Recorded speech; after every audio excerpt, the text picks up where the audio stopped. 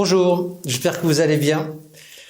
Alors les marchés pensent aujourd'hui que l'activité économique qui est forte va progressivement ralentir parce que la reprise en cours est largement due aux injections monétaires et surtout budgétaires et que les déficits budgétaires seront moins forts demain qu'aujourd'hui. Et ce qui est important à prendre en compte, c'est que nous, on a toujours tendance, et c'est bien normal, à raisonner en coût moyen et qu'il faut raisonner en marginal. C'est le marginal qui compte en économie. Et si vous voulez, quand un budget est ralenti, même s'il reste fort, eh ben, ça a un impact négatif sur l'économie. C'est comme si vous étiez dans une fusée et la fusée, elle part à 2000 km/h. Alors votre corps, il est projeté en arrière sur le fauteuil. Et puis si la fusée se met à 1000 km/h, naturellement, l'effet de ralentissement de la vitesse fait que votre corps revient en avant. Donc c'est ça que le marché anticipe, qui n'est pas forcément intuitif. C'est que, voilà, on va encore avoir des déficits budgétaires et des injections monétaires importantes, mais comme elles sont significativement moins importantes, ça va entraîner un ralentissement de l'activité. Et comme le marché pense ça, il n'est pas trop inquiet à ce stade sur les inflations, sur le niveau des taux, etc. Et donc il tient, il fait des baisses de temps en temps, mais ensuite il se reprend, il tient sur un niveau assez élevé. Alors on vous a mis ici les déficits budgétaires en France. Vous voyez bien la décélération. Vous voyez 9,1% du PNB en 2020, 8,4% en 2021. C'est ce que nous connaissons aujourd'hui. Et regardez 2022, moins 4,8%. Moins 4 points de PIB d'injection en moins. Donc c'est ça la fameuse décélération que le marché attend. Et c'est pour ça qu'il n'est pas inquiet.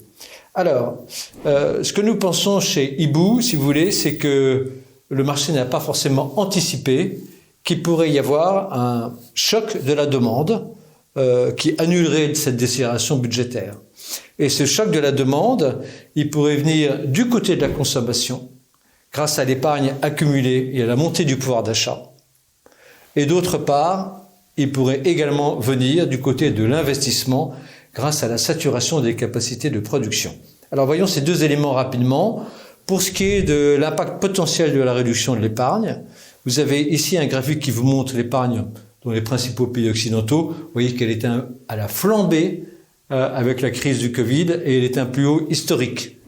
Et ce qui est très intéressant, c'est si on regarde ce qui s'est passé, c'est les chiffres de l'INSEE qu'on trouve sur le site de la Banque de France. Vous avez le taux d'épargne des ménages en 2020, on vous l'a mis au 4e trimestre 2020 et au 1er trimestre 2021.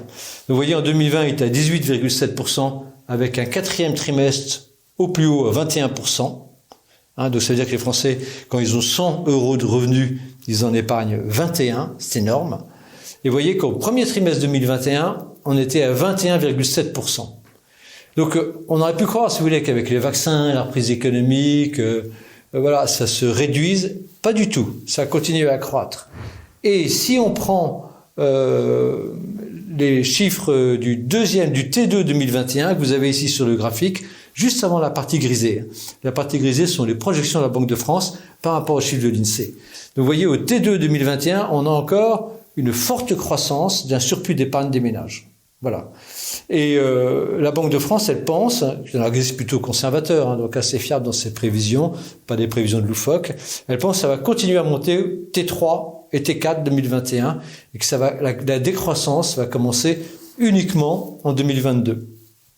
Alors ce qui est intéressant, si vous voyez les prévisions de la Banque de France, c'est que on va passer d'un peu plus de 160 milliards d'excédent d'épargne début 2022 à fin 2023, un peu plus de 120 milliards.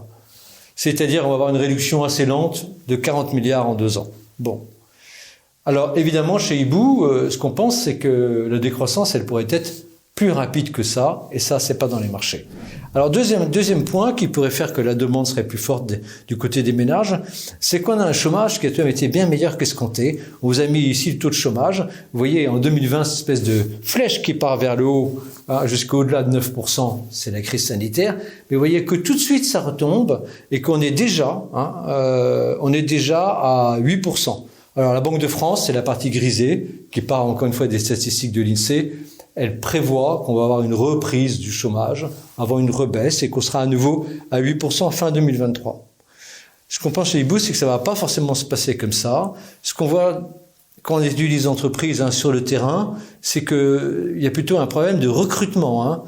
Les entreprises manquent de main-d'œuvre. Donc on n'est pas du tout sûr que le chômage reparte. On pense qu'il pourrait même continuer à baisser jusqu'au niveau de 7%, 7,5%, 7%, qui est le point bas de 2008, point bas de 2020.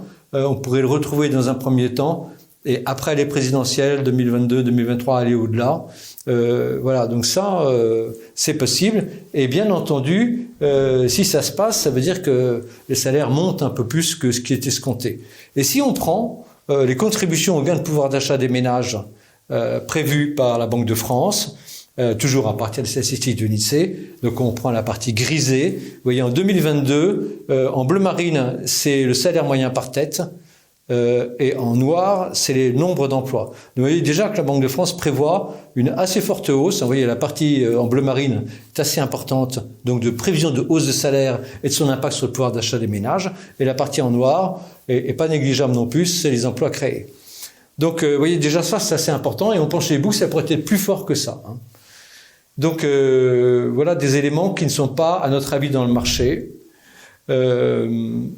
Il faut également avoir en tête, et ça c'est le deuxième pan de notre réflexion, c'est que avoir une économie en surchauffe, c'est ce qu'on est en train d'avoir, c'est ce qu'on a déjà aux États-Unis, eh bien ça crée une demande forte, trop forte, et que ça incite les entreprises à investir dans des capacités de production et dans des innovations.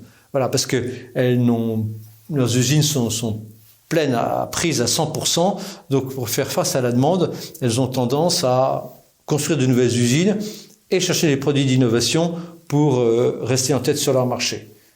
Voilà. Alors, si on prend, là, encore une fois, les prévisions de la Banque de France, partie grisée, 2021, 2022, 2023, vous avez ici une décomposition de la croissance. Donc, vous avez l'investissement des entreprises. Vous voyez, la Banque de France prévoit 12,9% en 2021, 3,9% en 2022, 2,3% en 2023. Donc, c'est déjà des chiffres très forts qui prennent en compte ce phénomène de surchauffe. Mais ce qu'on pense chez les bourses, c'est que ça pourrait être plus fort, surtout en 2022 et 2023. Voilà. Pour ce qui est de la consommation des ménages, vous avez en dessous 4,3, 6,5, 1,6. Donc là aussi, on pense chez les bourses, ça va être un chouïa plus fort en 2022, mais beaucoup plus fort en 2023. Voilà. Et donc, si on regarde les prévisions, toujours de la Banque de France, sur le taux d'investissement des sociétés, vous voyez, c'est la ligne qui est en noir. Et vous voyez qu'il est bien baqué par un taux d'épargne très important des entreprises. Les entreprises, elles ont de l'épargne, 25% de la valeur ajoutée. Et donc, la Banque de France prévoit une espèce d'inflexion à la baisse après cette poussée de l'investissement. Mais nous, on pense que parce que les entreprises ont l'épargne, parce que la demande est là et que la demande sera plus forte du côté des ménages, eh bien, on peut avoir pas du tout une inflexion, mais une continuation d'un niveau d'investissement important.